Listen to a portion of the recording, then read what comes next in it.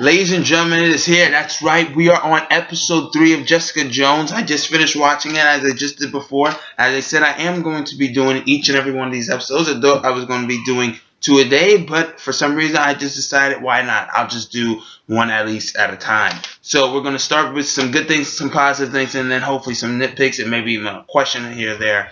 The first thing, as we said, this episode was it was a very satisfying episode in more ways than one, if you know what I mean. For one, we get comic book fans were most likely very happy. Jessica Jones was definitely most likely happy, but in general, I think everybody came out looking very well. Now, some good things that I saw in this episode most likely was the opening scene where it was the opening conversation scene where it was Jessica Jones, which we just left off from where we were in the previous episode when they were revealing themselves. The opening conversation is with them pretty much at a bit of a diner outside of sorts. Talking about their powers, where they got it from. Cage clearly says it was the experiment. Jones said it was by accident. I liked that conversation. And sometimes in these superhero shows, especially the Netflix ones, where they have time to kind of develop these relationships and sometimes in a slower way to actually make you actually care, this was definitely, I think, a needed thing where it was, sometimes it's the smaller moments that really kind of click and make you care about these characters. So the conversation, what I really liked about it was because it felt real. It felt like two people, not two superheroes, going back and forth with banter. Even though they obviously, and to me, I felt they had more of a relationship other than just like a friendship relationship in some sorts, and especially in this episode. And not just because of their sex scenes, their multiple sex scenes, but because they actually, got to talk, to know each other more, rather than just like banging one out every now and then when they feel dissatisfied. But I liked the conversation. It made them feel like real people. It did not make them feel like just two kind of thrown together characters that are just there to kind of be there. That was very good. Obviously, the music's still great and whatnot. Kristen Ritter, Mike Colter, they got good chemistry. Mike Colter, I don't know why I said it like that, Mike Colter. But Mike Colter, he's still, he's great, and I cannot wait for his series on Netflix. I can't wait for Luke Cage. I'm excited for that. Let's see how that goes. Right now, he's shown that he actually has the skills, I believe, to actually carry the show. Sometimes I think he's actually a better character on the show than Jessica Jones herself. So that's also, it's in writing, but at the same time, it's also in the man's performance. Another good thing in this episode, Carrie-Anne Moss, which I wasn't too sure about in this episode, you got to see her a bit more into the field. When, Hope was in jail, you got to see, Carrie-Anne Moss kind of use her devious ways to be a bit more, reverse psychology. And because when Trish was on radio, Jessica Jones was trying to get, Trish to tell the people, her viewers on a radio show to, watch out for this guy and believe Hope to get her, out of jail and whatnot. And she hired, Carrie-Anne Moss to, defend her and whatnot. And then while they were on the radio, Carrie-Anne Moss was trying to do some reverse psychology to make it look like, no, she thinks she is crazy so that Trish can actually get on Jessica Jones' side and, make it seem like she is actually innocent and Kilgrave is actually a real person, not necessarily somebody of her figment of imagination, in order to just make her seem nuts. Carrie-Anne Moss, like I said, she was I think a bit more better now that I got to see her a bit more doing something rather than just sitting at a desk and getting hickeys on her neck from last week's well, actually not last week's episode, the last episode. Looking at my notes once again here, because this is obviously it's a big thing to take in, but after this is obviously a great thing, not just the sex scene, but at first when they was having the sex scene, don't hold this against me, but for some reason it kind of reminded me of Twilight when they had, I forgot which one it was, but it reminded me of Twilight where they were just like kind of breaking everything for their sex scene, because obviously these two people are very strong and they have these gifts and powers and whatnot, so they just like they're breaking walls and then they're pounding on each other, and they're breaking the bed sounds and they're just killing at it. And then by the time the third sex scene, like right after the bar, when she's like because she's looking for drugs, not just any drugs, she's not a junkie, but she's looking for I think is the antiseptic for a Kilgrave to knock him out. Because if you saw the previous episode, they pretty much said that that's the only way you can kill him is or at least pretty much that's the only way you can take away his powers is if he's unconscious. So she asked him, and then obviously he didn't have, and then they had the sex scene, and then bam, they wham bam it out.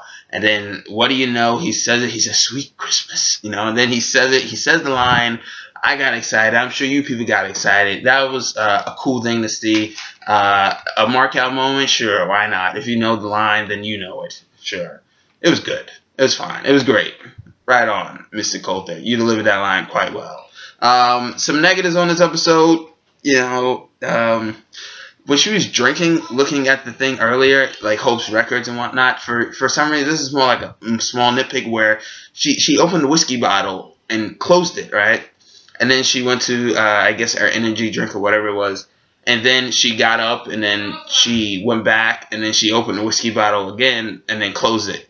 To me, I don't know why, but that seemed kind of odd. At least keep the top open. Or maybe that's just me. I don't know. Some other negatives. I do not care. I still don't care for her junkie friend. For some reason, I feel like he has something more to do. Once I get to my question part of this thing, and for some reason, he just seems like he's just there to be there. I much prefer the stalker guy, the weird stalker guy with his Luke and Leia relationship, with his sister. For some reason, I actually prefer him than her junkie friend, because to me, he just seems like he's just there to be kind of, the effects of the city. To me, that's what I am generating from his performance. His performance is fine, whatnot, but it just seemed like the stereotypical junkie.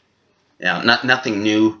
Kristen, as I said, still great. Mike Coulter is delivering, which is the first Luke Cage and the first Jessica Jones ever live action. They're giving it very well. This episode was pretty much, as I said, she's looking for drugs for Kilgrave to get him unconscious. Another positive of this episode was when she actually finally did find Kilgrave's place. That was a nice confrontation, even though it was very short-lived and they didn't actually go head-to-head with each other. But they did get an eye-to-eye, and now he knows that she's after him, and now she's a bit more one step closer, and you actually got to see a bit more. Well, you actually got to see quite well that he, Kilgrave, is quite obsessed with Jessica Jones, and we kind of already knew that, but now we actually got to see it from experience, and this goes to be, obviously something that he's well into, because you see giant pictures and cutouts of her face everywhere and places that she's been and whatnot and all that hoopla. But some other negatives, when Trish called out Kilgrave on the radio, I thought that was very dumb. They addressed it good, because even though Trish is obviously, a fighter, I guess, you can't really fight. This isn't a physical fight. It's a mental thing. So that's something that obviously was very dumb. And then eventually Kilgrave does come after her. Jessica Jones tried to warn her. She didn't listen. This cop comes, their fight happens, and then quickly, at least the way I see it is, which is slight negative, her fight with Trish and the cops fight. No, it pretty much just quickly showed that, she still kind of needs Jessica Jones to protect her in some way. And it kind of just made Trish's badassery from maybe the previous episode and then maybe a couple of minutes earlier just kind of diminished, because it still showed that she is still not fully prepared as she may think she is. But yeah, that was good. Another negative, when she did go to Kilgrave's place, there were people popping up apparently that he had mind controls that just seemed like they were just popping up out of nowhere, like it was either a on the rail shooter or some horror game where they just kind of like popped out of nowhere. Nobody was hiding. They just like, it's like, huh? What? That just seemed kind of goofy to me. But yeah, that was not too many negatives in this episode. I thought this episode was quite well. I think it explored more the relationship between Jessica Jones and Luke Cage. She still is feeling the effects of of killing Cage's wife. She's constantly is getting haunted by the moment that it happened, and then obviously she keeps on seeing the pictures. And when they had sex and it was in his place, she was going to tell him. Now, granted, how long is she going to wait? The longer she waits, things are just going to get even worse. Maybe she may stay a distance. She says she would. Obviously, that's not going to happen, but who knows? Now, the big question of this video for the next episode I may watch is, we learned that once she hit the Kilgrave's place, there was pictures of her on the day of the first episode where she was actually looking at Luke Cage from his apartment. So therefore, while she was snooping on somebody else, that being Luke Cage, somebody was actually snooping on her. It was not the cop that came after Trish. It wasn't anybody that actually was mind controlled in that building. But it turns out that it was actually somebody else, and then you eventually see at the end of the episode that somebody was watching her. Who knows? We got next episode to see. That's my question on this video. What is your questions on this video? What did you think of this episode? But that's my review on episode 3. Comment, subscribe, like that shit, do it. And if you're not, then well, why not? This has been Chris Smith, signing out.